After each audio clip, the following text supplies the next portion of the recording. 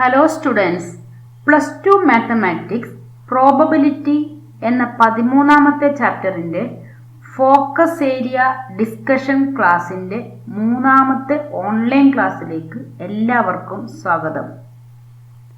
കഴിഞ്ഞ ക്ലാസ്സിൽ conditional probability എന്താണെന്ന് നമ്മൾ പഠിച്ചു. ഇന്നത്തെ ക്ലാസ്സിൽ രണ്ട് ഇവൻറ്റ്സ് ഇൻഡിപെൻഡൻ്റ് ഇവൻറ്റ്സ് ആകാനുള്ള കണ്ടീഷൻ എന്താണെന്ന് നമുക്ക് ഡിസ്കസ് ചെയ്യാം. Independent events.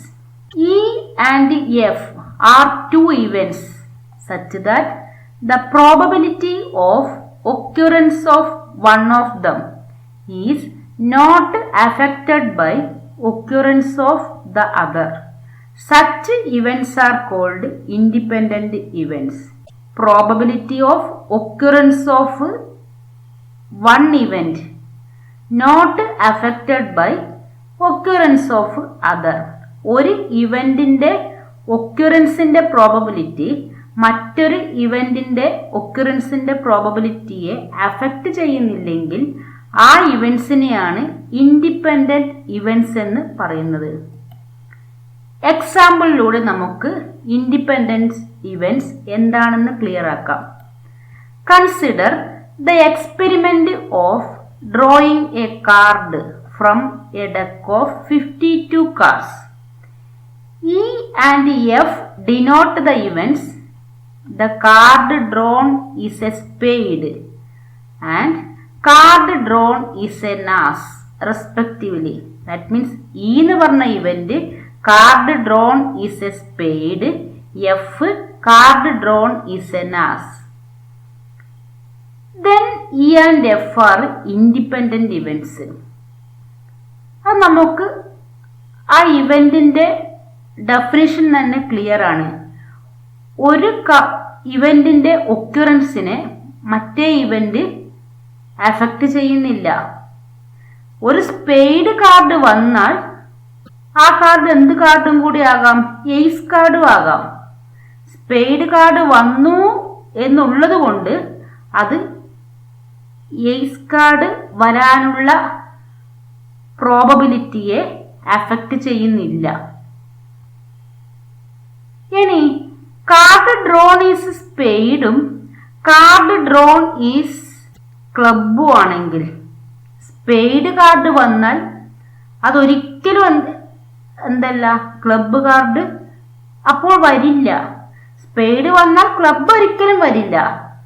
പക്ഷെ സ്പെയ്ഡ് കാർഡിൽ എന്ത് കാർഡും കൂടി ഉണ്ട്, ആസ് കാർഡും കൂടി ഉണ്ട്. അപ്പൊ സ്പെയ്ഡ് കാർഡാണ് വന്നു എന്നുള്ളത് കൊണ്ട് ആസ് വരികയോ വരാതിരിക്കുകയോ ചെയ്യാം. അപ്പോൾ ഒന്നിന്റെ ഒക്യുറൻസിനെ മറ്റേത് എഫക്റ്റ് ചെയ്യാത്തത് കൊണ്ട് E and F are independent events. Independent ഇവൻറ്റ്സിന് നമുക്ക് ഒരു കണ്ടീഷൻ ഡിറൈവ് ചെയ്യാം. Here probability of E equal to spade card. How many spade cards? 13 spade card. Therefore 13 by total cards 52. 13 by 52 equal to 1 by 4. Next, P of F equal to how many ass card? 4 card. That means 4 by 52 equal to 1 by 13.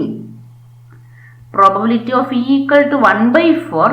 Probability of F equal to 1 by 13. Then probability of E intersection F equal to N of E intersection F by N of S.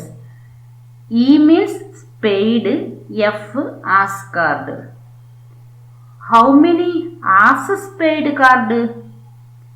Spade cardil ഒരു card എന്താണ്, as card ആണ്.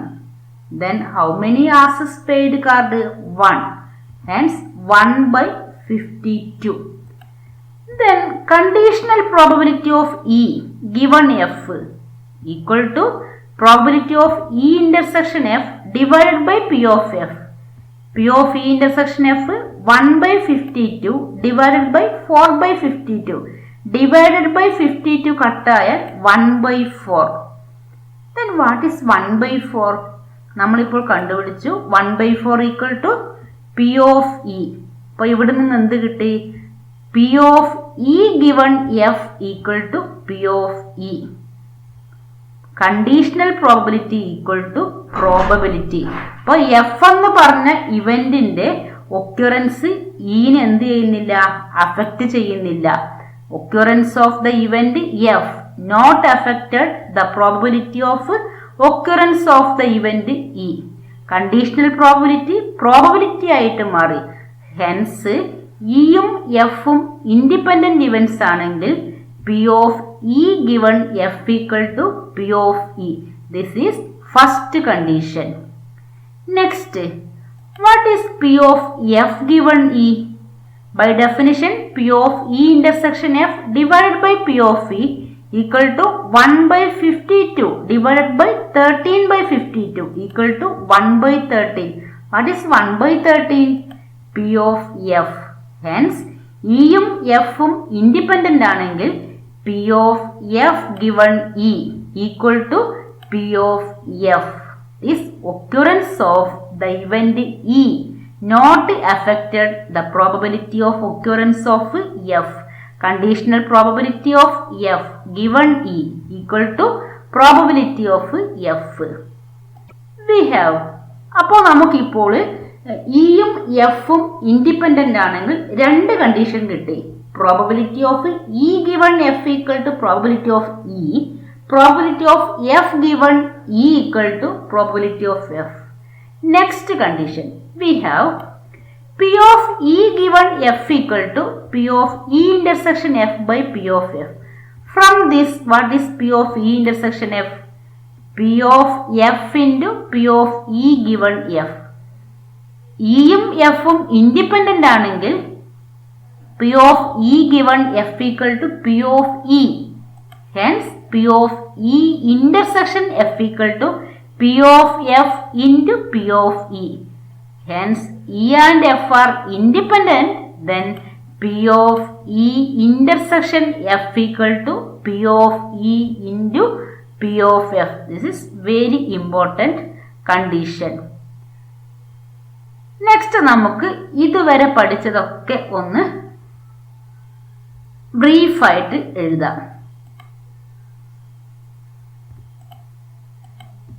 Two events E and F are said to be independent if first condition P of F given E equal to P of F provided P of E not equal to 0. P of E given F equal to P of E provided P of F not equal to 0. Third condition P of E intersection F equal to P of E into P of F. Independent events ഈ ഒരു portion ഏത് problem നമുക്ക് ചെയ്യാൻ പറ്റും?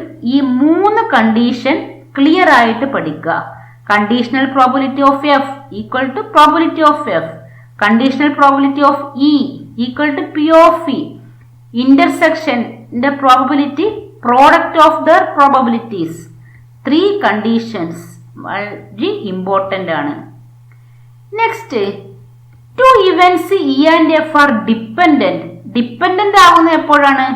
Independent അല്ലെങ്കിൽ dependent ആണ്. That means P of E intersection F not equal to P of E into P of F. Next problems ചെയ്യാം. First problem, a die is thrown. If E is the event, the number appearing is a multiple of 3 and F the number appearing is even. Find whether E and F are independent. Problems ചെയ്യാൻ നമ്മൾ use ചെയ്യുന്ന condition probability of E intersection F equal to P of E into P of F satisfy ചെയ്യുന്നുണ്ടോ എന്ന് നോക്കണം. First, a die is thrown. Then what is sample space? 1, 2, 3, 4, 5, 6. E number appearing is multiple of 3. ഇതിൽ multiple of 3 ആയിട്ടുള്ള numbers ഏതൊക്കെയാണ്? 3 ഉം 6 ഉം. Hence E equal to 3, 6. F appearing is even number. Even numbers are 2, 4, 6. Hence F equal to 2, 4, 6. ഇപ്പൊ E എഴുതി F എഴുതി S. Then probabilities കണ്ടുപിടിക്കാം. First ഈ ഇന്റർസെക്ഷൻ F കണ്ടുപിടിക്കാം. 3, 6, 2, 4, 6. Then common element is 6. Set 6. ഈ മൂന്ന് സെറ്റിന്റെയും പ്രോബബിലിറ്റി കണ്ടുപിടിക്കുക. Probability of E equal to n of E by n of S. 2 elements in E and 6 elements in S. Hence 2 by 6. 2 by 6 is 1 by 3. n of F equal to 1, 2, 3 elements. Hence P of F equal to n of F by n of S equal to 3 by 6 equal to 1 by 2. P of E intersection F equal to only one element. Hence 1 by 6. Next condition satisfy ചെയ്യുന്നുണ്ടോ നോക്കുക. P of E into P of F. P of E intersection F ആകണം. ഇത് രണ്ടും multiply ചെയ്യാം. P of E into P of F equal to 1 by 3 into 1 by 2 equal to 1 into 1. 1, 3 into 2, 6 equal to 1 by 6. 1 by 6 equal to P of E intersection F. Hence we get P of E intersection F equal to P of E into P of F. Hence E and F are independent. അപ്പോൾ word problems ചോദിച്ചാൽ sample space എഴുതുക, ഇവന്റ്സും കൂടി എഴുതി intersection find out ചെയ്യുക. 3 ഇവന്റിന്റെയും ഇന്റർസെക്ഷന്റെയും ഇയുടെയും എഫിന്റെയും പ്രോബബിലിറ്റി ഫൈൻഡ് ഔട്ട് ചെയ്യുക. ഈ ഇന്റർസെക്ഷൻ എഫിന്റെ probability P of E into P of F ആണോ എന്ന് ചെക്ക് ചെയ്യുക. ഈക്വൽ ആണെങ്കിൽ ഇൻഡിപെൻഡന്റ്, നോട്ട് ഈക്വൽ ആണെങ്കിൽ dependent. That means not independent. Next problem. An unbiased die is thrown twice. Let the event A be odd number on the first throw, B odd number on the second throw. Check the independence of the events A and B. An unbiased die is thrown twice. Then sample space S equal to 1, 1, 1, 2, 1, 3, 1, 4, 1, 5, 1, 6. Same 2, 3, 4, 5, 6. അങ്ങനെയുള്ള ordered pairs. How many elements in S? 36 elements. Then what is A? Aയുടെ definition എന്താണ്? Odd number on the first throw. First ത്രോയിൽ odd number ആയിരിക്കണം. That means ordered പെയറിൽ first element odd number ആയിട്ടുള്ളത് എടുത്തെഴുതുക. 1 വരുന്നതൊക്കെ odd number ആണ്. 2 വരുന്നതോ? 2 വരുന്നത് ഓഡ് നമ്പർ അല്ല. 3 വരുന്നതൊക്കെ ഓഡ് നമ്പർ ആണ്. 4 ഓഡല്ല. 5 വരുന്നതൊക്കെ ഓഡ് നമ്പർ ആണ്. ഹെൻസ് എ ഈക്വൽ ടു 1ൽ സ്റ്റാർട്ട് ചെയ്യുന്ന 6 ഓർഡേർഡ് പെയർ, 3ൽ സ്റ്റാർട്ട് ചെയ്യുന്ന 6 ഓർഡേർഡ് പെയേഴ്സ്, 5ൽ സ്റ്റാർട്ട് ചെയ്യുന്ന 6 ordered pairs. That is 18 elements. 18 elements എയിലുണ്ടായിരിക്കും. ഫസ്റ്റ് എലമെന്റ് ഓഡ് അല്ലെ. 2, 1, 2, 2 എന്ന് പറയുമ്പോൾ ഫസ്റ്റ് എലമെന്റ് എന്താണ്? ഈവൺ നമ്പർ ആണ്. 4, 1, 4, 2 എന്ന് പറയുമ്പോഴും ഈവൺ നമ്പർ ആണ്. 6, 1, 6, 2 എന്ന് പറയുമ്പോഴും ഈവൺ നമ്പർ ആണ് ഫസ്റ്റ് വരുന്നത്. അപ്പോൾ 1ൽ സ്റ്റാർട്ട് ചെയ്യുന്നതും 3ൽ സ്റ്റാർട്ട് ചെയ്യുന്നതും 5ൽ സ്റ്റാർട്ട് ചെയ്യുന്നതും ഓർഡേർഡ് പെയേഴ്സ് എഴുതുക. Then B second element odd number ആയിരിക്കണം. 1, 1 second. 1, 2 second element odd number അല്ല. 1, 3, 1, 5.